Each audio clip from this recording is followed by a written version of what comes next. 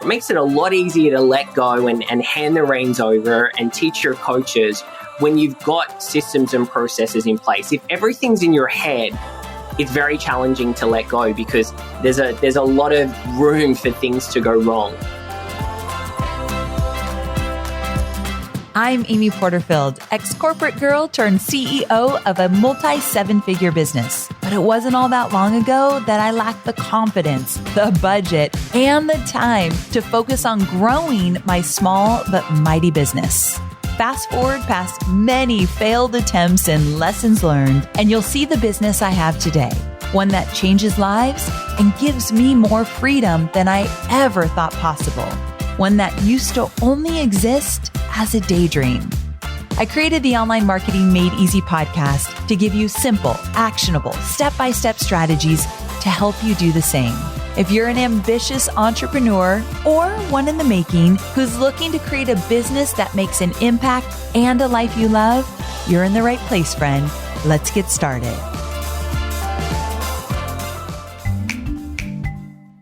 I want to tell you about a podcast I think you should check out. It's called Marketing Against the Grain.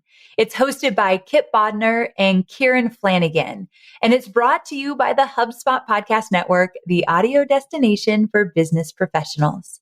Because I know you market for your business, if you want to know what's trending, what's ahead, and how you can lead the way, this is the podcast for you. Hosts Kip and Kieran share their marketing hot takes like nobody does. I love when they talk about things like how to turn problems into opportunities or dive deep into AI and marketing. It's so good. So be sure to check it out. You can listen to Marketing Against the Grain wherever you get your podcasts. Hey there. Welcome to another episode of Online Marketing Made Easy. I am so excited to have you tuning in with me today because I'm diving into a really hot topic, and that is switching from a personal brand to a company brand. Now, you might have heard my episode, The Pros and Cons of a Personal versus a Company Brand. It came out around Valentine's Day, and if you haven't listened to it, you can check it out at amyporterfield.com/544. That's just amyporterfield.com/544. Now, in that episode, I talk through my own thought process behind starting a personal brand. And when I say personal brand, I mean one where I'm the face of the company. It is my name. So my name is my website URL.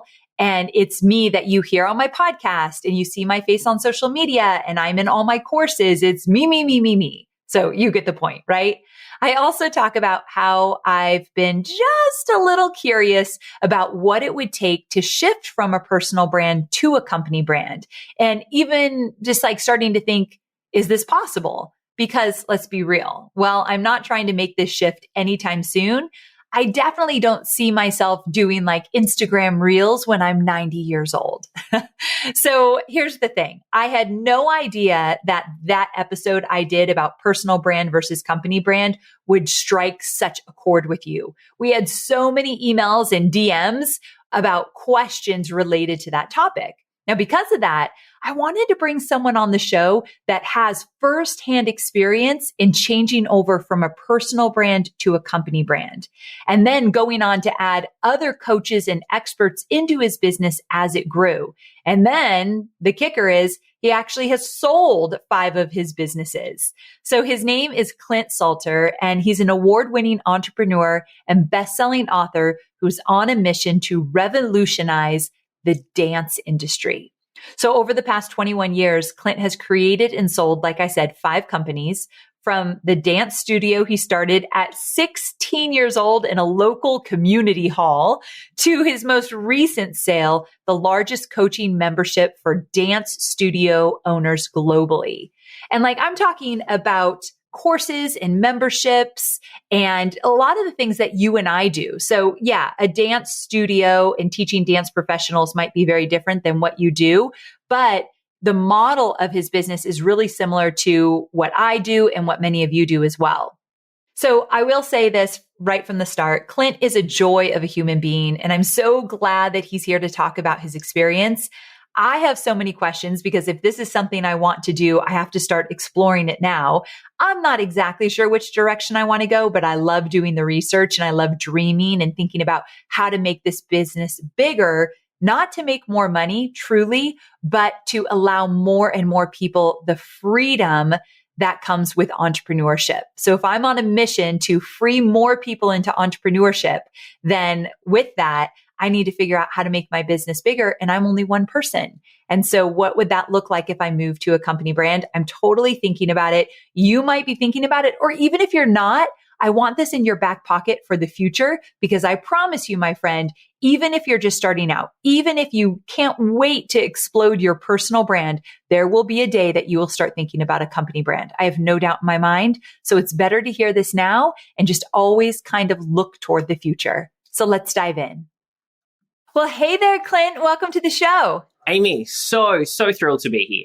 I am excited. And this topic, oh my gosh, my listeners are going to love every minute of this conversation. So I want to kick things off with sharing a little bit about what you do and the timeline of how your business has progressed from a personal brand to a company brand to where you are today. So can you kind of set the stage for us?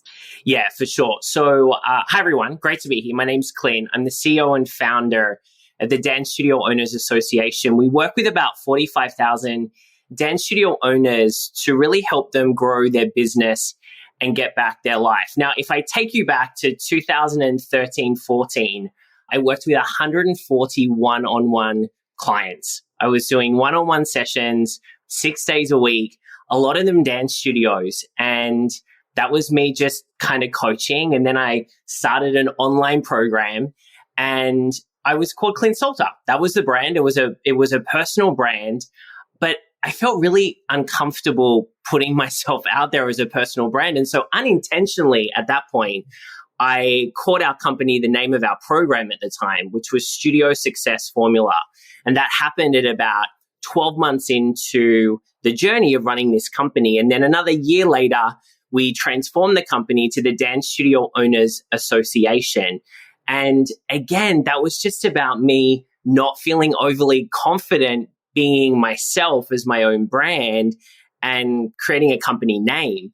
In saying that though, I think about a company brand as you're doing it internally as well as externally. So internally, it was still me doing everything. Externally, it was still my face on everything. So essentially it was a personal brand, but I just gave it a company name. Got it. Okay. So you went from having a personal brand to a company brand. Mm-hmm. You talk a little bit about not feeling comfortable as the personal brand, but what did you learn from this whole process? And also, do you think that switching from a personal brand to a company brand can be done even if you're like more established, like 5, 10, 15 years in?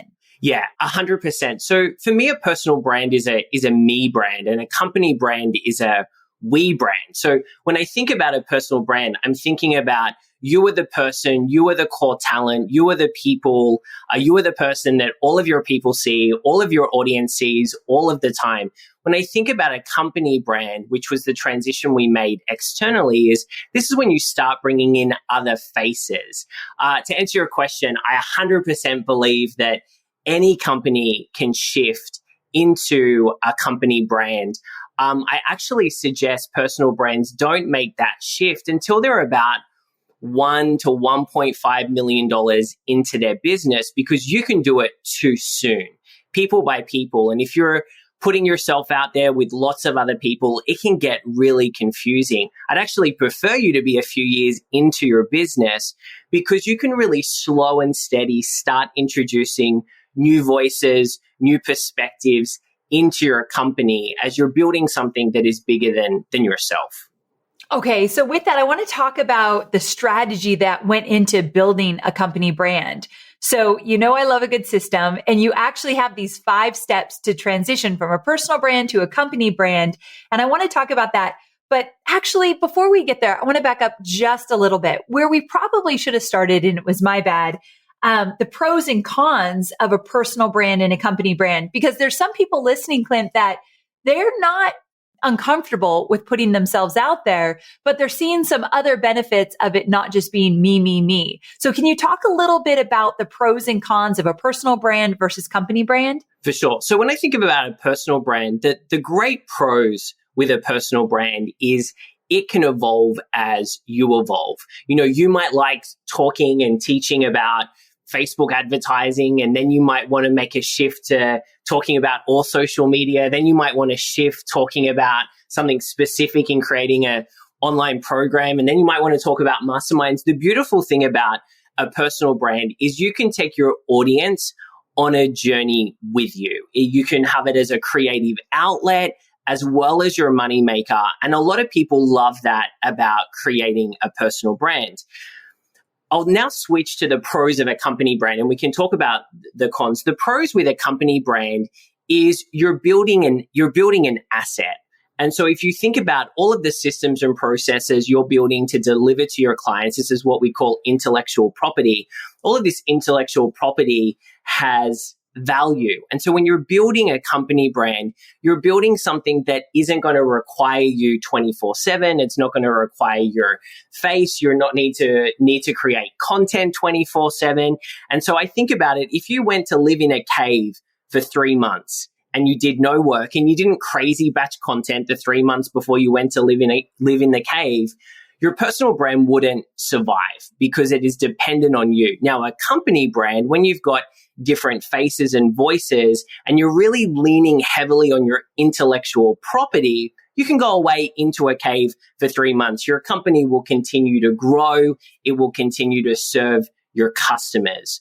And so that's how I like to kind of look at the difference and the pros around those things. The cons with a personal brand is, like we've kind of said, it's all about you. If you don't feel like recording that podcast interview or turning up to do that video training or record that course, there's nobody else that can do it because you build a business based around who you are and what you put into the world.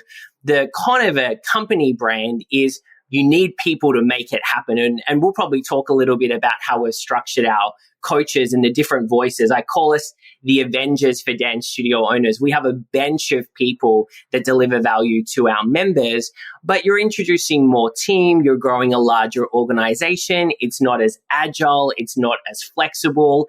It's also a little not as creative.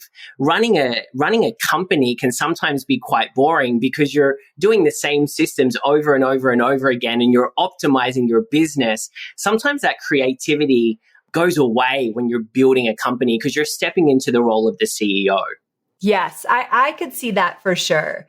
Okay, so let's get back to those 5 steps. So 5 steps to transition from a personal brand to a company brand. You've done this very successfully. So can you walk us through it? Yeah, sure. Let's do it. So step number 1, I call it the 5 A's of transitioning to a company brand. The first step is audit. And this is where I want you to spend about 4 weeks writing down everything you do inside and outside of the business. So where do you show up in the business? Get you and your team to make a list of everywhere your face is present internally and externally. So we think about inside the company as the CEO, I'm doing these tasks. I have these responsibilities. Outside, forward facing to our audience, these are all my responsibilities. So that's step 1, audit. Step 2 is arrange. And so what you want to do with this list is you want to put these tasks and responsibilities into categories. So think about marketing, client delivery, content creation. This is going to give you an overview of all of the areas within the business that you touch today.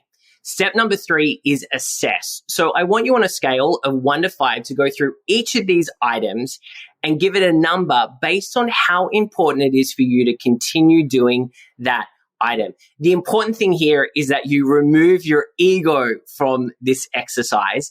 1 is not important. 5 is very important.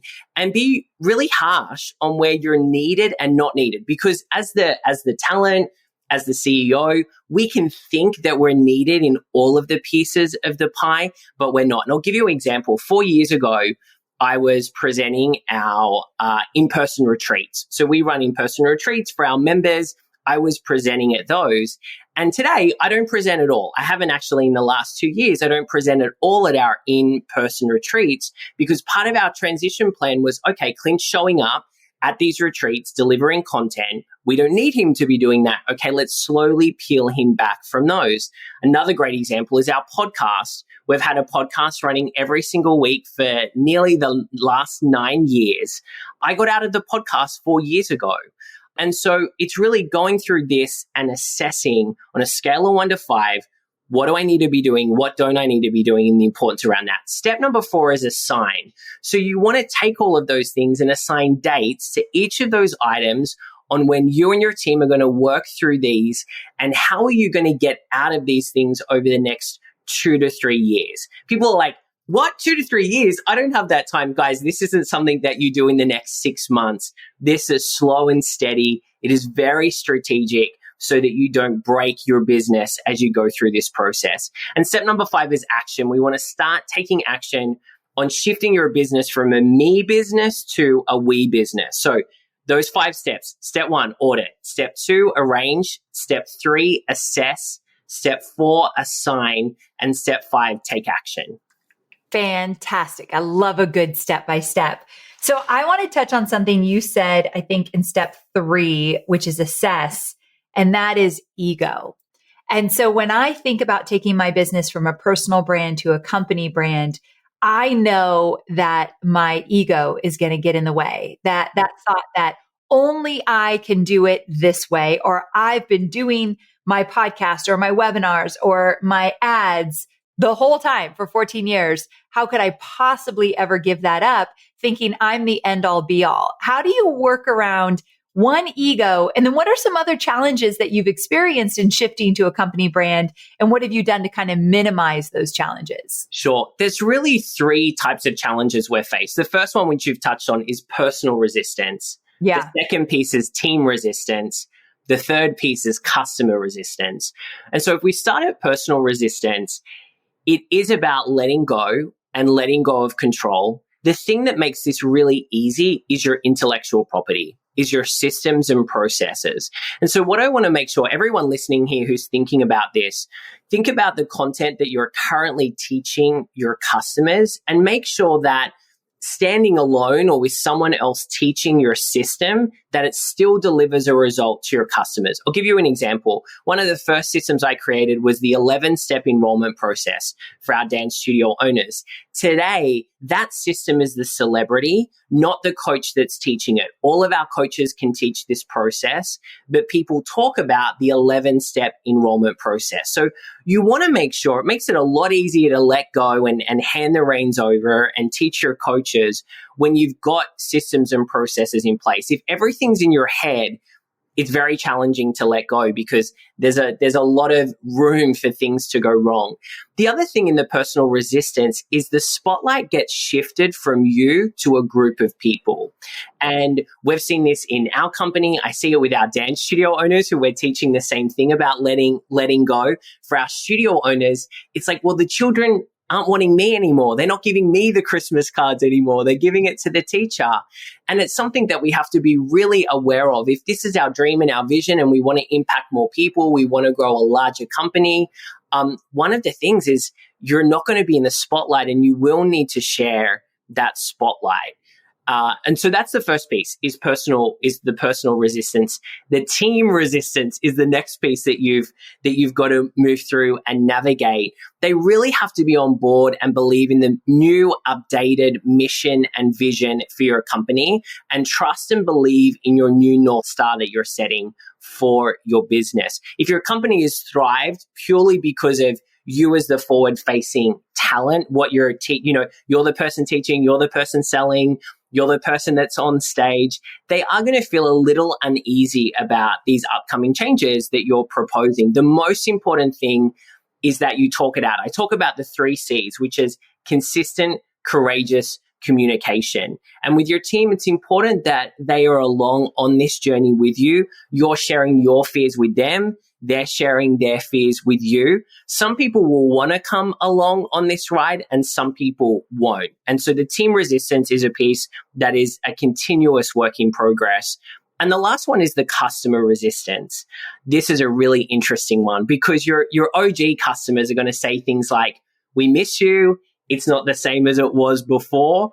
And this is completely normal. But guess what? Your new customers, they don't know any different because they're coming into the company brand. They haven't been there for the evolution of the company. And so they're just seeing where you're at today and they're expecting what they're seeing and what you're promising them. So really, it's about being open, being honest with communication, and really being clear about what is the end goal here and being able to communicate that with yourself, honestly, as well as your team.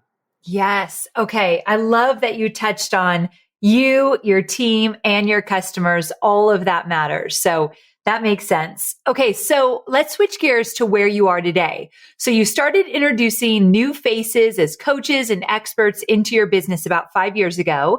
And this is something that I'm really excited to do in my business very slowly. I love that you said like over 2 to 3 years. Absolutely. I'm in no rush.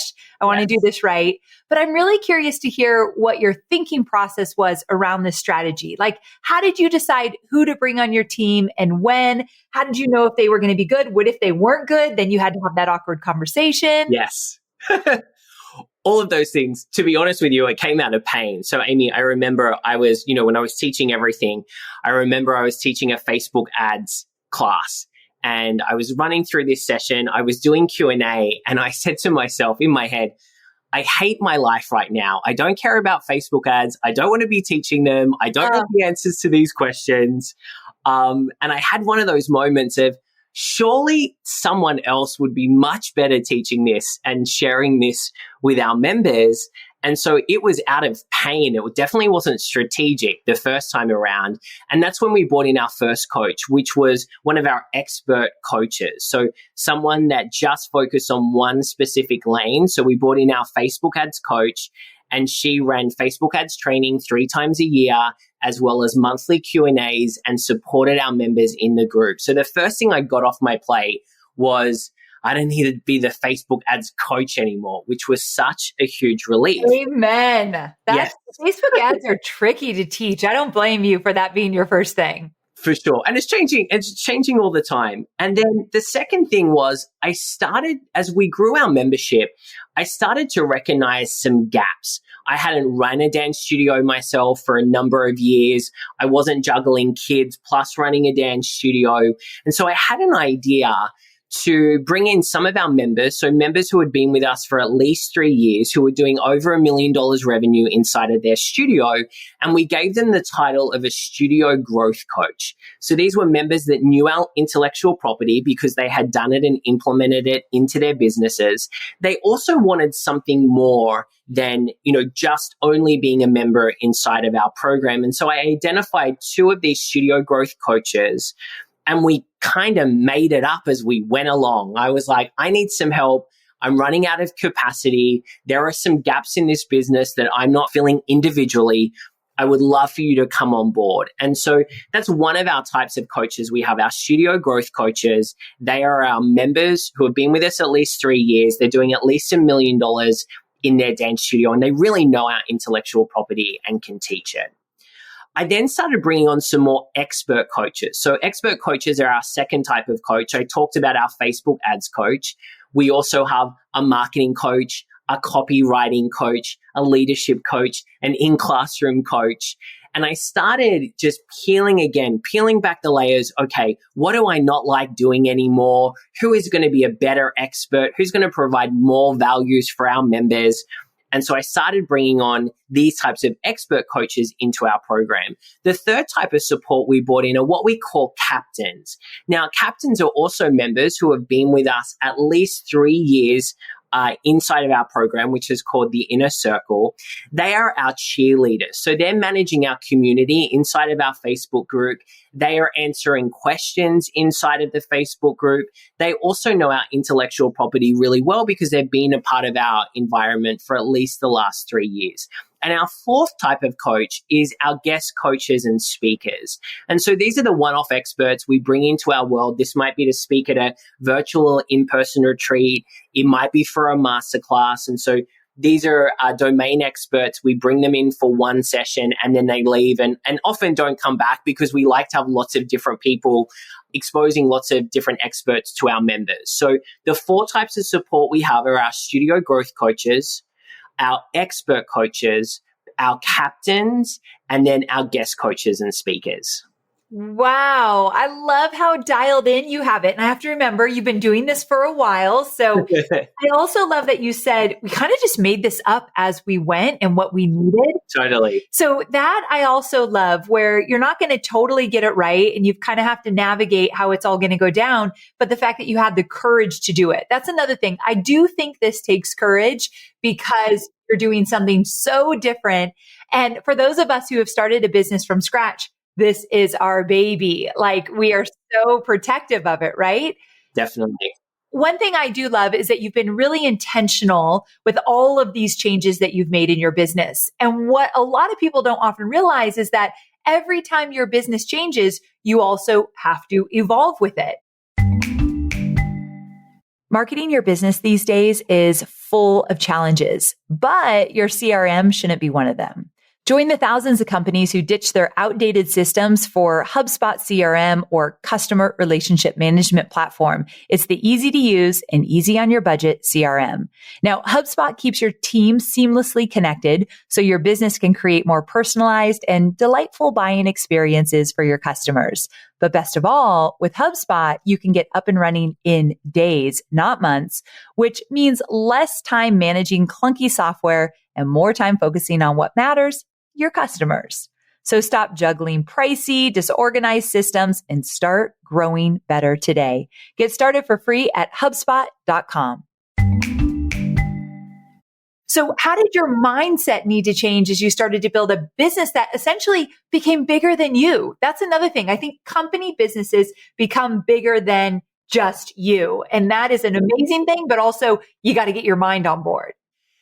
Yeah, and it comes a little bit back to what we talked, before about was that resistance of letting others take the spotlight. Now, that can be the front-facing people, so your different types of coaches, but it's also letting your managers and your directors inside of your team make decisions. And that has been one of the hardest things as I've grown as a CEO and continue to grow today, is how do we build an organization of the right people, putting them in the right seats and giving them the freedom and flexibility to be able to make decisions, also have mistakes, and to be okay with it. One of our core values at DSOA is freedom within a framework. And this is for our members as well as for our team. And so what I think about is, okay, we have a framework, we have systems, we have processes, we have guiding principles and core values on how we run the business. But I want people to be able to bring their best selves, their zones of genius into the company. And I need to be able to trust them. Essentially, in my role now, I'm more of a consultant to the business, and they are running the day-to-day and making decisions. And that takes a lot of honest, continual conversations. I just a couple of weeks ago, I had a conversation with our marketing manager as we were going through a launch, and we had different views on something. And before the call, I had to sit there and I'm like, okay, this is not only your show anymore. You need to listen, you need to learn, and you need to believe and trust the people that you've hired to do the best job that they can. And that has definitely been a challenge. Oh, amen, friend. I just hired, I promoted someone to a CEO in my company. I did a whole podcast about it. And I find myself saying, okay, here's my 2 cents, but then I need to follow it up with, but you do what you feel is best, because I have given her that responsibility. At the end of the day, if we don't hit our goals, that's on her. And so I have to let her have that leadership in deciding which way we go. But whoa, it's hard. Yeah. And I think the other thing is I'm a saver, right? So if something's not going right, I want to go in and save it. If someone's not going to make the right decision, I'm going to go in and save it. And really over the last 18 months, I have learned mostly to just listen and be quiet. And when they ask me for feedback, I'm really cautious around the feedback that I'm giving, because I often have to give my feedback and say, but this isn't direction, right? What I'm giving you is an idea. This is not for you to go and take action on because I want you to make the decision. Yes. And yes. that is hard. I remember we were working with a coach and we were in a group kind of brainstorm, and they asked for my feedback, and the coach said, guys, Clint is just like you. He's given his feedback. This is not the absolute. This is not what you need to go and do. This is not what you need to go implement. We're really promoting independent thinking here. He's one of the team. And that was a shift for us because as a personal brand, as a small company where you are the person making all the decisions, that's a real change for people. Oh, that is huge for my team, especially because we're very new. We're like literally 1 month into having a CEO. We were at a team retreat and I had to tell my leaders, like, I'm going to give my 2 cents and I'm going to tell you how I came up with that. And then I want you to come up with your own solution. And I love what you said. I want independent thinkers because at the end of the day, I know I'm not the end all be all. And I love what you said earlier. And I think a lot of people can relate to this. You had mentioned that it's been many years since I've ran a studio myself. And I have been doing this for 14 years, but that's a lot of years since when I first started as an entrepreneur. And so new voices could really make a difference. And I have to remember that as well. So this is so, I love this conversation, Clint. We never had this kind of conversation on the podcast. And I think many people, even if they're not nowhere close to wanting a company brand, putting it in their back pocket, thinking maybe one day, I think it's so valuable. So tell me this, for anyone thinking about moving towards a company brand or maybe bringing on coaches into their business, maybe they're going to keep it as a personal brand, but they want to bring on coaches. And I don't know if you know this, Clint, I don't know why you would know this, but we are bringing on coaches. We have a brand new coaching program. We're bringing on 2 salespeople to sell the coaching program. So it's a whole new world for us over here. So you talking about those 4 different kind of coaches, I'm like, take all the notes that you can because it's so valuable. Yes. But what questions do I need to ask? Do my students need to ask to really get clarity in the next right steps if they do want to move toward coaches or specifically a company brand? Yeah, I think the first question, this is the $1 million question, which is the hardest to answer, is what do I want? Ooh. Right? It is the hardest question. Also knowing that over time, this is going to change. Like if I rewind the clock 9 years ago, there was no way in my path that I thought I was going to build a company brand, that I was going to sell this company. None of that was in the immediate roadmap. And it's not something I would have answered with. And so really asking yourself that question today, what do I want? And when it comes to a personal brand, there's a lot of flexibility. You can be incredibly creative. As I said, you can take your journey and you can bring your customers and audience along on that journey with you. And so you may love that. And that might be the piece that really lights you up and you have no desire in building a big team or building out your team and you just want to be the person. That's awesome. It's important to know that. But if you're like, you know what? I'm doing this now, but I know in a year's time, I don't want to be talking about, in my example, Facebook ads. It's great for you to start thinking about, okay, what types of people would I want to bring into my world that firstly deliver value to our customers, but also that I enjoy working with? Life is way too short to work with people that aren't lighting you up every day. And so ensuring that the people that you are bringing in are the people that you want to do work with as well as deliver value, and go slow. That is my biggest advice. This is not a race. If you make it a race, I can tell you it's not going to go very well.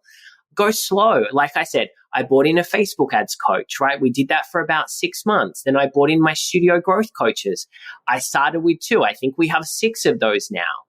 And so it really is slow and steady. Test things out. See if they work. If they don't, we've had some people not work. It hasn't all been roses. We've had to fire people because it hasn't worked out. But that's okay. That's not a failure. We're just learning and we're building the organization that we really want to be a part of. And so get clear on what you want and then slow and steady, go through those 5 steps that I shared, go through that process, start mapping it out and give yourself that 2 to 3 year timeline where you'll be in a place of like, I feel good. We did it at a good pace. We're generating great results. There's no rushing needed. No, that's for sure. Before we wrap up, I have one more bonus question for you. And you have successfully sold businesses, correct? Yeah, so this was my fifth company that I sold was our education company last year. Okay, so we might need to bring you back and talk about selling a business, because a lot of people listening now, they are nowhere near even thinking about selling their business. However, I have a good friend, Rory Vaden. He's been on the show, and he told me this quote one time. He said, "A business worth selling is a business worth keeping," meaning getting it to a place that you are not running it on the day to day, that it's actually thriving without you. You might want to never sell that business, For sure. you might want to. And first of all, do you agree that you are more likely to sell a company brand than a personal brand, and for a whole lot more money? 100%. The multiple is going to be a lot higher. You will struggle with a personal brand as well, because they'll probably want you to be there for the next 5 years as they make the transition that we just talked about. If you haven't already made that transition, they're going to want to keep you on. You're going to have a long earnout. You're going to get a lot of your money on the back end of that. If it doesn't work out, you're not going to get it. It's going to be very stressful. I wouldn't advise anyone to sell their personal brand. And I guess the last question, because we won't go deep into selling a business today, but how did you know you were ready to sell a business? How, like the first time you sold a business, or maybe the last time, how did you know, okay, this is the right decision? It's a great question. For all of my companies, I always know right in my gut around timing. And I knew for me, inside of DSOA, I love this company. I love our customers, but I knew for it to get to the next level, I wanted to pass the baton on to the next owner to keep growing the company, because I knew that there is another chapter for me out there. And I'm a starter. I'm a builder. I get really bored in the kind of management and the day-to-day piece of a business. And I could have bought in, there's options. I could have bought in a CEO. I could have kept the company. But for me, it's brain space. What Rory said, and I love Rory, what Rory said is true, but the vision of having someone run your company and you don't need to be involved in the day to day, and it just kind of runs and brings you money. I haven't seen that happen with any of my companies or with any of my friends that have built and sold their companies. Good point. I can't imagine not thinking about it daily still. No, until it's completely not yours and it's off your plate, it is going to consume your brain. Whether you've got a CEO or you don't, it is brain space. And what I always love is that blank slate, that clean sheet of paper where my brain space and my head isn't consumed by something and I can dream up something else. And so that was really the reason why I ended up selling the company, was for it to go to the next level with its new owners, as well as me getting back some brain space and that white sheet to move on to the next chapter.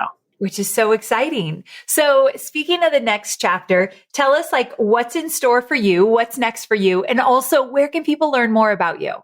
Sure. Well, I'm currently still consulting to the DSOAs. We continue going through this transition. It's still a very new transition, which is super exciting. I've been doing a lot more writing. I've been doing some consulting. It's been really fun. And I'm also enjoying the space. I'm calling this my year of magic, thanks to one of my executive coaches that I work with. And I'm going to a lot of concerts. Just saw Janet Jackson over the weekend and heading to Taylor Swift in 2 weeks. And so just really, really soaking up the achievement of selling another business and really deeply experiencing life, and working with some of my friends who are building companies to sell as well, which has been super fun. And yeah, if people want to find out more about me, I'm really nowhere. That's the other thing, is I'm not really on social media. Okay, people probably are like, what? I want Clint's life. My audience doesn't really want to be on social media, at least some of them. So they're very envious right now. Yes, I'm sorry to say that, but if you go to Instagram, there's nothing on Instagram aside from a photo. You can go to my website, clintsalter.com. It talks a little bit about my journey building the different companies that I've had. I've actually just written an essay on the 8 lessons of scaling and selling my course and membership company. And so it's just a Google Doc. If anyone wants a copy of that, please, you can shoot me through an email, clint@clintsalter.com. I love connecting with people that are looking to scale their business, that potentially want to sell their business. I'd love to send that across to anyone that wants it. Wonderful. Well, thank you. And we'll make sure to put that in the show notes. Clint, it's been such a pleasure talking to you. I personally learned so much. I know my audience is inspired as well. So thanks again. Thanks, Amy. It's been awesome.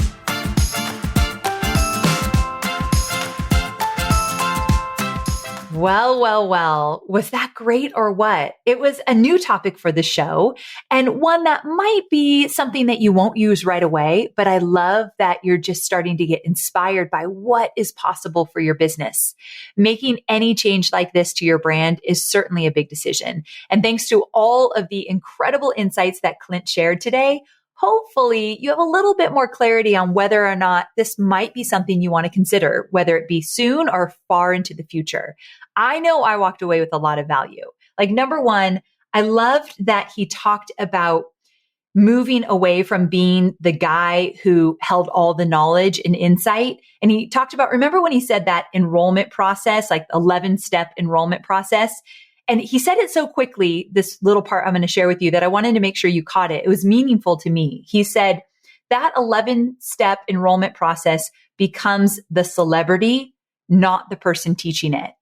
So we started to create frameworks, something we talk about on the show. I'm actually bringing Rory Vaden back on the show to teach us all how to create frameworks in our business to teach people. You're going to love it.